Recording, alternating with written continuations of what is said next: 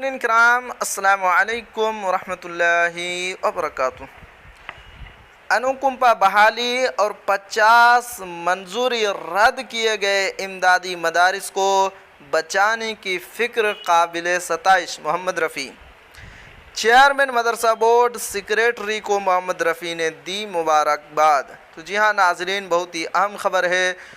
अनुकंपा पर बहाली और जिन 50 मदारिस की मंजूरी रद्द किए गए हैं उनके ताल्लुक़ से बहुत ही अहम ख़बर है। तो क्या है इस ख़बर में आपको बिल्कुल शुरू से पढ़कर सुनाता हूँ। मुजफ्फरपुर 21 दिसंबर बिहार स्टेट मदरसा एजुकेशन बोर्ड पटना के चेयरमैन सलीम परवेज़, सेक्रेटरी व deputy director secondary education Bihar जनाब अब्दुल सलाम अंसारी को कौमी असातिज़ा तंजीम बिहार के रियासती कन्वेनर व आज़ाद सहाफ़ी मोहम्मद रफ़ी ने गुज़िश्ता दिनों बोर्ड की एक अहम नशिस्त 19 दिसंबर में लिए गए अहम फ़ैसले के लिए मुबारकबाद पेश किया है।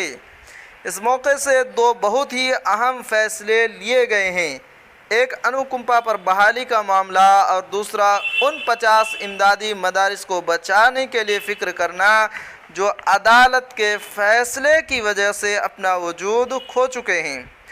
जनाब रफ़ी ने बताया कि जब जनाब अब्दुल सलाम अंसारी ने उनके इल्हाक़ की मनसूखी के लिए लिखा था तभी उन्होंने उन्हें टोका था कि आपके आते ही 50 मदारिस पर तलवार लटक गई। तो उन्होंने साफ लफ्ज़ों में कहा था कि ये पहले का और अदालत का फ़ैसला है, इसमें हमारा कोई रोल नहीं है। लेकिन साथ में उन्होंने एक बात कहा था कि तमाम मुतासिर मदारिस से दरख्वास्त और अपने कागजात भी जमा करने को हमने कहा है।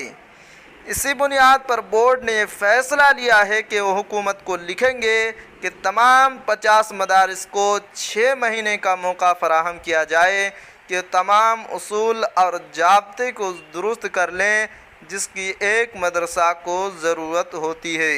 तो जी हाँ नाज़रीन, ये थी आज की बहुत ही अहम ख़बर। आखिर में आपसे एक छोटी सी गुजारिश है कि अगर आप हमारे चैनल पर नए हैं तो हमारे चैनल को ज़रूर सब्सक्राइब कीजिए और बेल आइकन के घंटे को भी ज़रूर दबा दीजिए, क्योंकि मैं आपके लिए इसी तरह की ख़बरें लेकर आता रहता हूँ।